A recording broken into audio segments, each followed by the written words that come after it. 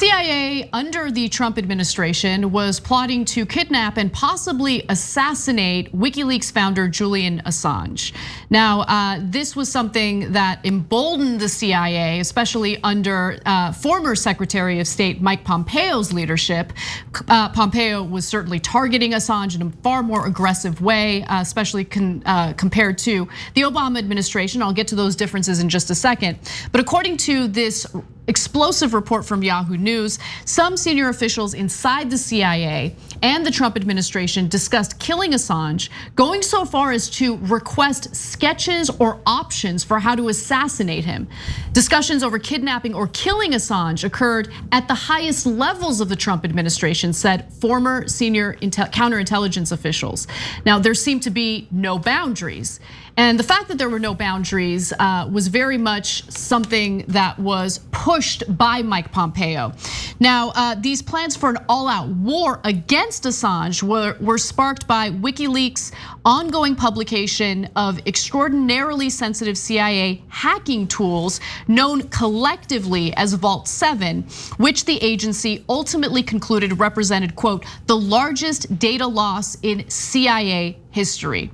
Now, just to give you a little more context about Vault 7, it came in dozens of parts on the WikiLeaks website, and it essentially informed the American people and the world about how the CIA would identify certain security vulnerabilities in the technology that we use every day, things like iPhones. And rather than help to protect the privacy and security of Americans, I know it's laughable to even propose that, the CIA itself took advantage of those vulnerabilities in order to spy on unsuspecting individuals.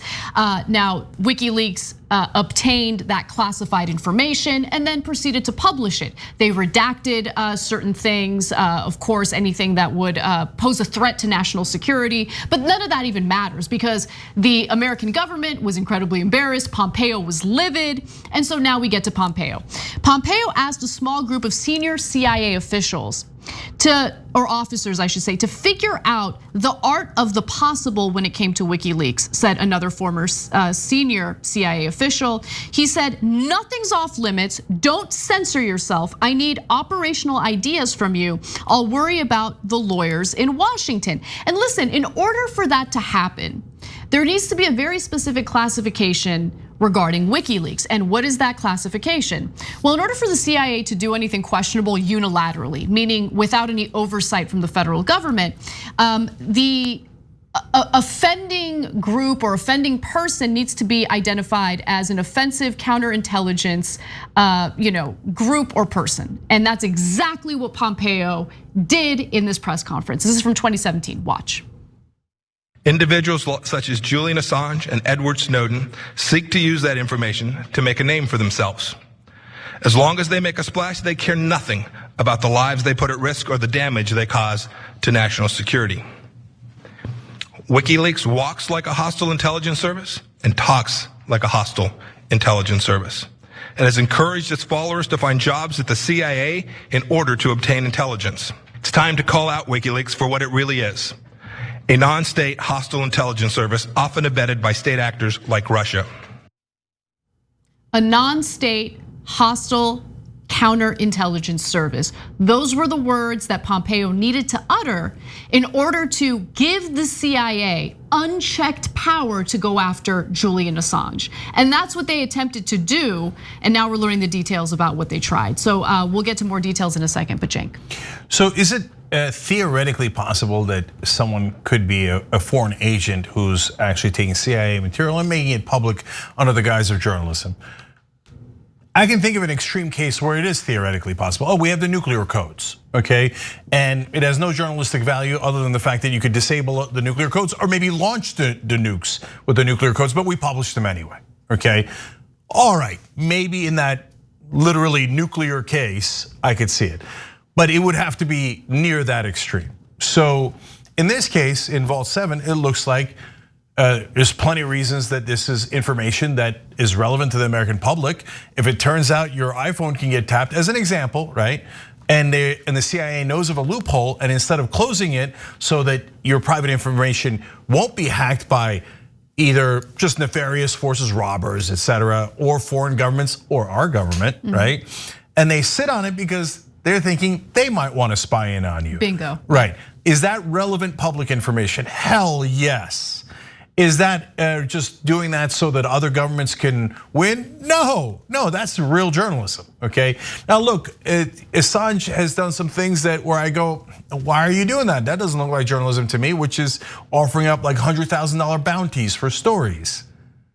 Well, then somebody's gonna give you that information that you're looking for.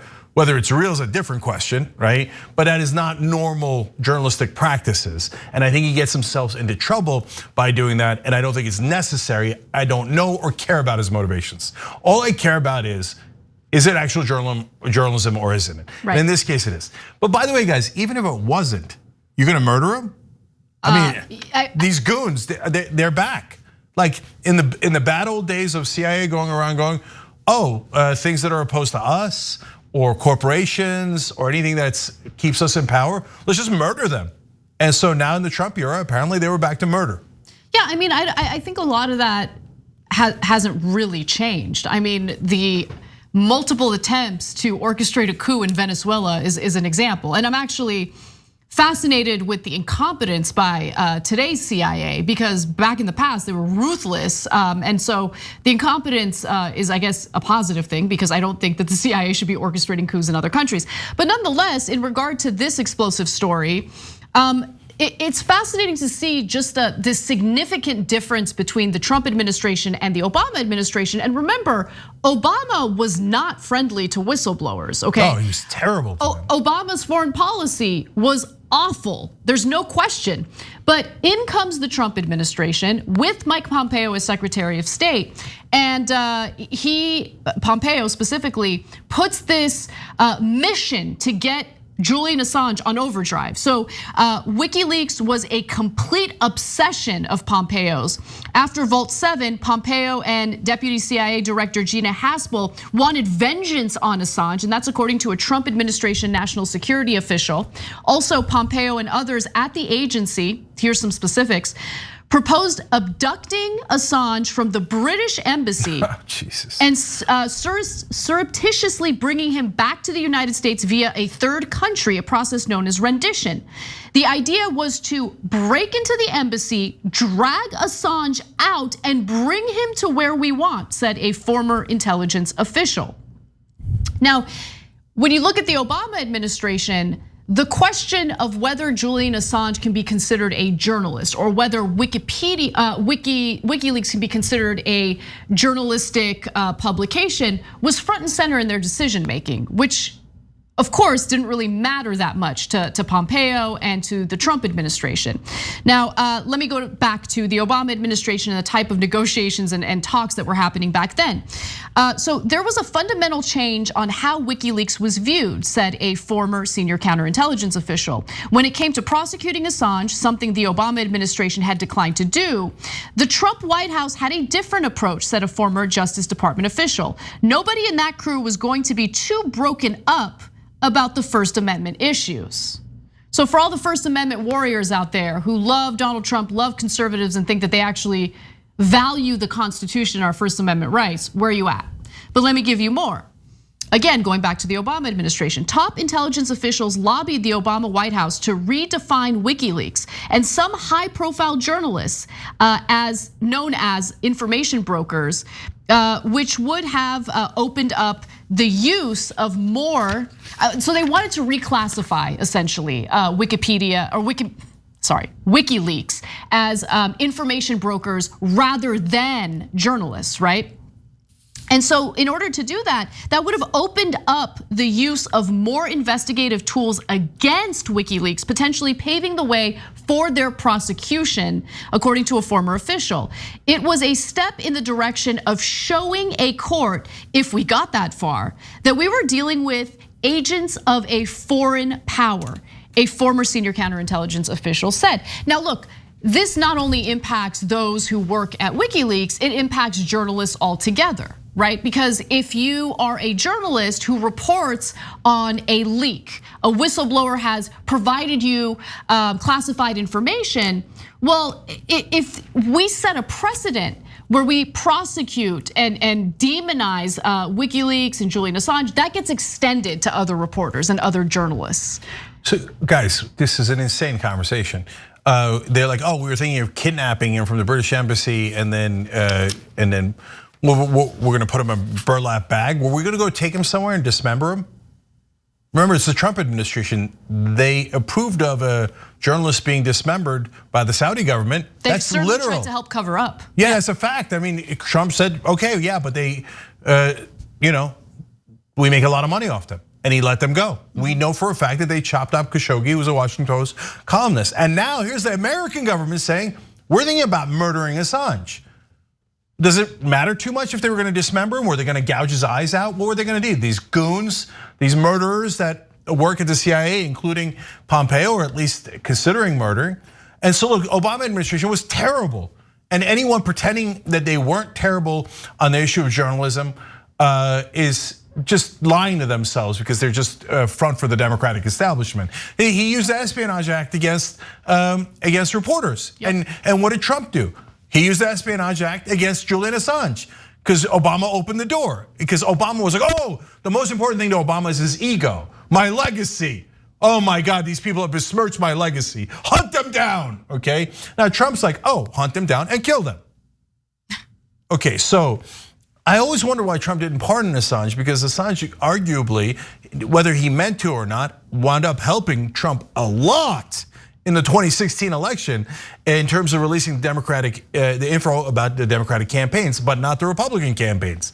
I don't know for sure if he had the ones on Republican campaigns, but he certainly had the Democratic ones, and he certainly released it, and it certainly did a lot of damage. So I would have figured that Trump, who loves anyone who helps him, would have just pardoned him, right? But he did. But it turns out it's because Pompeo wanted to murder him.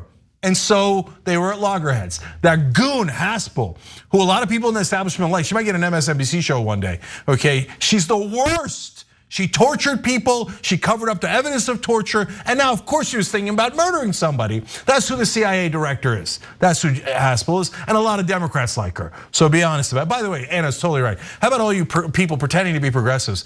Oh no, Trump's better than Obama on these things. No, he's not. Not even close. You're disingenuous, gargantuan liar if you say Trump is better than Obama on this. They're both terrible, and Trump is clearly worse, okay? So now on the issue of murder, so there you got three possibilities. One is, well, we didn't like him, we thought he was revealing some sources, so we wanted to kill him. Okay, A, not remotely good enough, that's insane. By the way, good point by Perpendicular Time in our member section. He said, hostile intelligence service takes one to know one, doesn't it, Pompeo? And that made me think, hey, wait a minute. I could probably put together a better legal case that Trump was helping hostile intelligence services than I could that Assange was. So we're gonna kill him? No, that's insane, of course not. Of course we shouldn't do that. So why isn't it also, of course we shouldn't kill Assange? Oh, the elites versus the not elites. Okay, and then of course the next layer is, no, I didn't think he was a journalist. I had a debate about whether he was a journalist, so I decided to settle that debate by chopping his head off or putting a bullet in his head. Is that how we settle debates in America?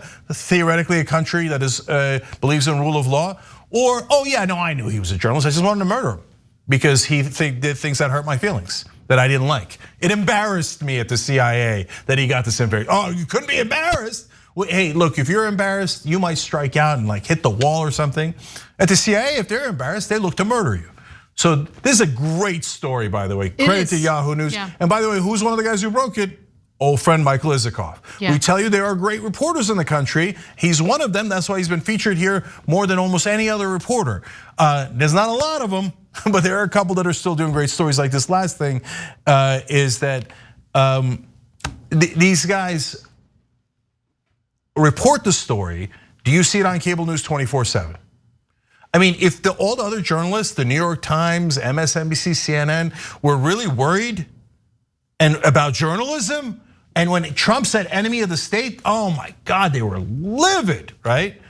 Now, well, those goons at the CIA are still in this administration. Is there gonna be pressure for Biden to fire him?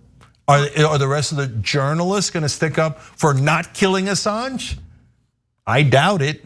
Doubt it. I think basically they'll go, he ain't one of us. He's not one of us. We'll do whatever you say, government. We'll follow whatever the CIA says, and later we'll hire them to be news anchors. I'm begging you, please. Assange, they'll throw him under a bus. I just told you I disagree with some of the things that Assange did.